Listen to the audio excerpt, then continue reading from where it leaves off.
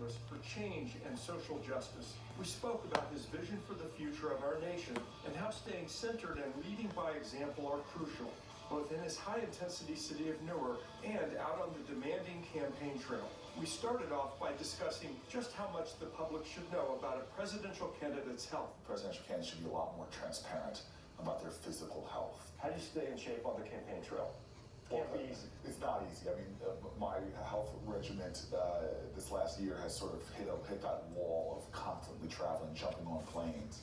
And so I try to stay centered with muscle and cardio work when I can get it. How do you manage and process stress, and what do you do to relieve it? When I went through in Newark, talk about a pressure cooker, I was taking on a big political machine, had threats on my life, had just very dangerous situations. That was a stress that was in many ways what prepared me, and it really drove me back to some of my core training in meditation, prayer, how you center yourself.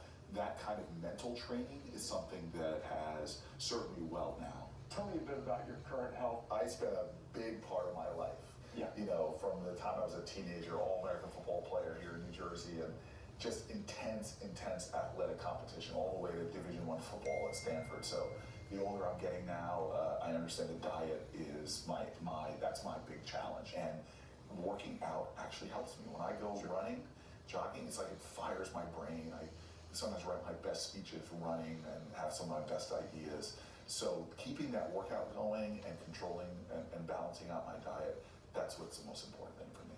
Let's do some quick rapid fire questions. How do you keep your mind fit? Meditation, prayer. What's your exercise routine? Cardio and resistance training. How do you balance nutrition and comfort foods? Constant struggle. So I know you don't drink. Yeah, I know. And I can be pretty sure that you don't smoke. You know, I made a decision as an athlete, and then it stuck. And I just never, ever did either. What can others learn in this country from your switch to being a vegan? It has, for me, been a really wonderful switch in my life. What are some of your favorite meals? Still give me a great Impossible Burger and fries. Do you cook at home? What I do is cooking. Does it count as cooking? If you were to ask my girlfriend, she's upstairs right now, she would laugh at the question. But I love steaming vegetables at home. I love making a good fruit shake, you know, throwing a bunch of different fruits in a blender, bananas. Before we leave, maybe we can get one of those? We could make we should go upstairs. I would love to show you a great vegan meal. Senator Booker's overflowing energy, warmth, and hospitality are admirable. And clearly a key to his success. If we take the impact of obesity on the health of Americans, how can Cory Booker translate what you're doing as a person to help the rest of this country? Our whole system is subsidizing the things that make us sick. The Farm Bill incentivizing certain things and not others that would make us healthier. My kids walk into a bodega and a Twinkie product is cheaper than an apple. These are things that I have challenged as a senator, but boy, make me your president, because I do not think that we should be having a multiplier effect of investing in the things that are making us sick. As the senator walked us around the neighborhood, it became clear how he got the reputation of one of the most social and approachable mayors in the country. It's also evident that the poverty, high crime rates, and gun violence in Newark deeply affect him and form the cornerstone of his vision for our country. I asked emergency room doctors, what are the medical costs, non-fatal gunshot wound, when they rush a person to the hospital? And they were telling me numbers like $100,000, $200,000. Yes. So just think about this. We can invest a fraction of that money into preventative programs. So again, evidence-based preventative programs that we know work. But yet we are a society that would rather spend the hundreds of millions of dollars it costs for the medical care of people that are being rushed in. We now send our children to school with the implicit message that we can't protect you.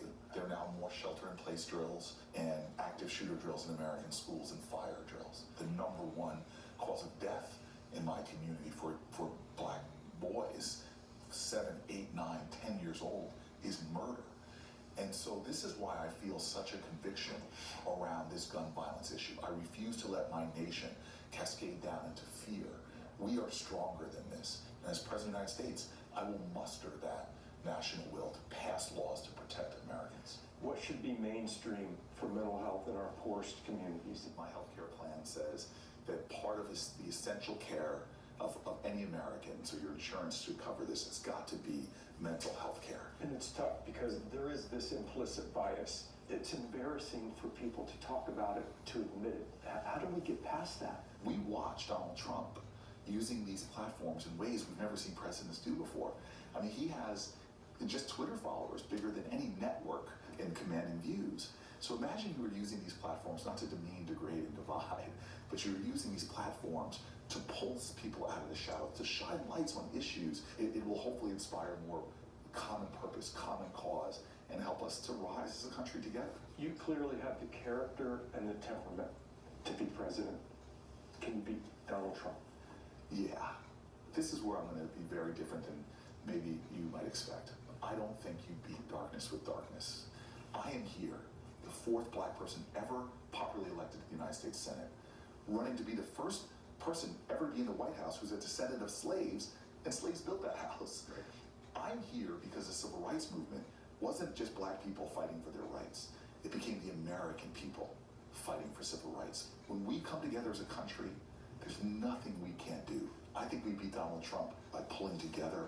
In fact, I know right now that that's Donald Trump's worst nightmare, is somebody that's going to stand up strong, but knowing that we're going to tear down your hate by unleashing the best of America before you. And that's why I say we make a mistake in this election if we keep talking about what we're against and not talking about what we're for.